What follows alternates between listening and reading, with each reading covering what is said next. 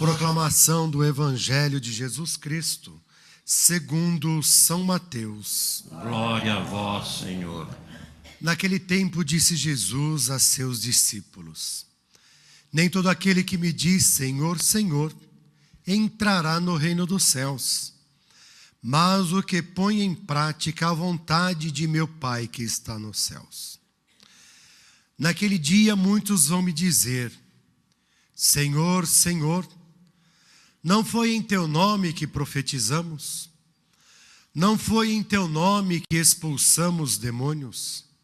E não foi em teu nome que fizemos muitos milagres? Então eu lhes direi publicamente: jamais vos conheci. Afastai-vos de mim, vós que praticais o mal. Portanto, quem ouve estas minhas palavras e as põe em prática, é como um homem prudente que construiu sua casa sobre a rocha. Caiu a chuva, vieram as enchentes, os ventos deram contra a casa, mas a casa não caiu, porque estava construída sobre a rocha. Por outro lado, quem ouve estas minhas palavras e não as põe em prática, é como um homem sem juízo, que construiu sua casa sobre a areia. Caiu a chuva, vieram as enchentes, os ventos sopraram e deram contra a casa, e a casa caiu, e sua ruína foi completa. Quando Jesus acabou de dizer essas palavras, as multidões ficaram admiradas com o seu ensinamento. De fato, ele as ensinava como quem tem autoridade e não como os mestres da lei. Palavra da nossa salvação. Glória a vós, Senhor. Que as palavras do Santo Evangelho perdoem os nossos pecados. O maior desafio para todos nós, na nossa vida de fé, é justamente acolher e deixar realizar-se em nós a vontade de Deus.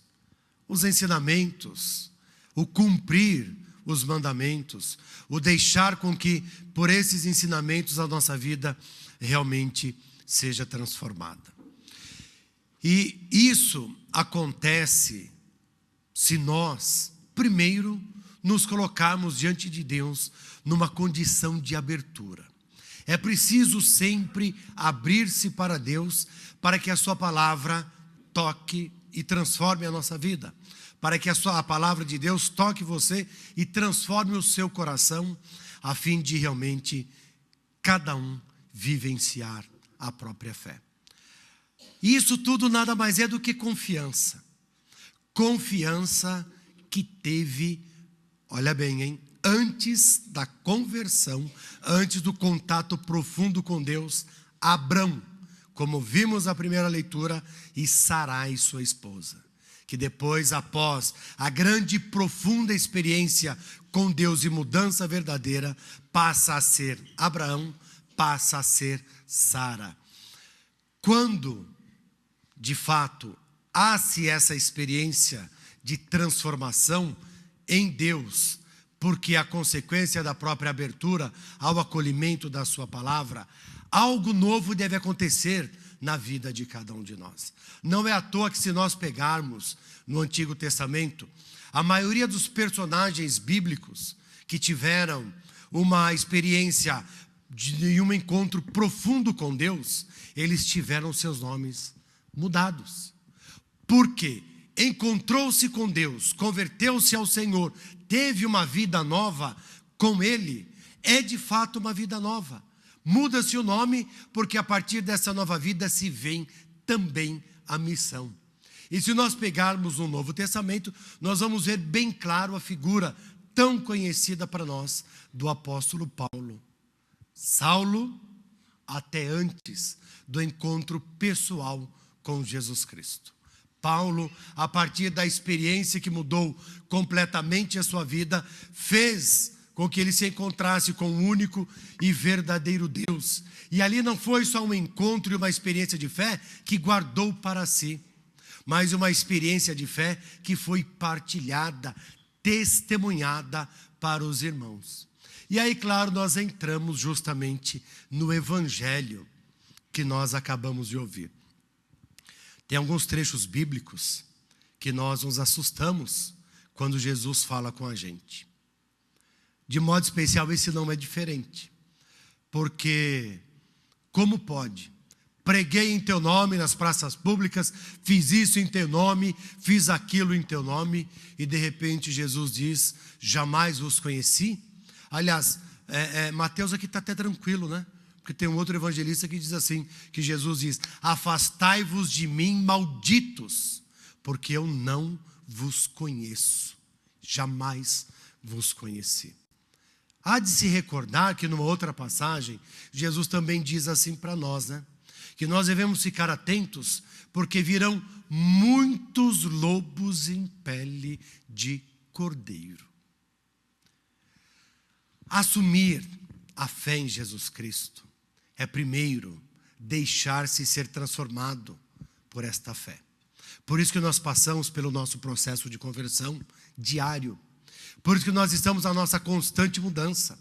Isso quer nos dizer que é preciso cada vez mais estar próximos da palavra de Jesus. É preciso cada vez mais estar próximo daquilo que nos pede o Senhor. Porque quando de fato nós cumprimos aquilo que o Senhor nos pede, temos a nossa vida transformada e vamos caminhar segundo aquilo que é pedido pelo próprio Cristo. Quando isso nós nos deixamos realizar, nós vamos também testemunhar a própria fé no Senhor Jesus pela experiência da qual nós vivemos e passamos. A experiência de mudança, a experiência de conversão, a experiência da qual cada um de nós é chamado a viver e viver com intensidade. E quando isso acontece realmente, ao ir ao encontro do outro para testemunhar a fé, nós vamos anunciar não a nós mesmos, mas nós vamos anunciar a Jesus Cristo. E tudo aquilo que formos realizar, fazer, seja com as nossas palavras, sejam com as nossas ações, nós vamos fazê-las em nome do Senhor Jesus. Mas com uma grande condição, que é a própria da fé daquele que crê no Senhor Jesus. A caridade e a misericórdia. Juntando isso, nós temos o amor. Aquele que realmente vai pregar nas praças, anunciar Jesus, se não faz no gesto do amor, no gesto da caridade e da misericórdia, colocando o Cristo à frente, aí de fato Jesus vai dizer, não sei quem são vocês, porque a bem da verdade vocês não fizeram em meu nome, vocês fizeram para si mesmo, para se promoverem, para se auto-anunciarem, e não para anunciar a mim, não para anunciar a minha palavra. E Jesus vai um pouco mais além, né? Justamente quando ele não só mostra tudo isso, mas chama as pessoas. Então, não adianta eu anunciar ao outro a palavra de Deus se ela não tocou o meu coração, se ela não tocou a minha vida, se ela não fez com que eu passasse verdadeiramente por um processo de conversão, por um processo de mudança. Porque aí, né, vai cair justamente naquilo que diziam as pessoas que ouviam Jesus Cristo e que o evangelista nos mostrou no Evangelho. Ele ensinava com autoridade e não como os mestres da lei. O que significa ensinar com autoridade? A própria vida como testemunho. Então Jesus pregava aquilo que ele vivia, ele dava testemunho daquilo. Diferente dos fariseus, que justamente pregavam, anunciavam, mas não viviam. Então, para todos nós, esse é o grande desafio. Quando de fato nós vivemos aquilo que nós pregamos, aquilo que nós anunciamos, nós o fazemos com autoridade. Se não vivemos aquilo que nós pregamos, a nossa palavra se perde no espaço, porque ela não tem sentido e muito menos ela mostra a verdade em si. Por isso, nós não somos fariseus, todos nós somos cristãos.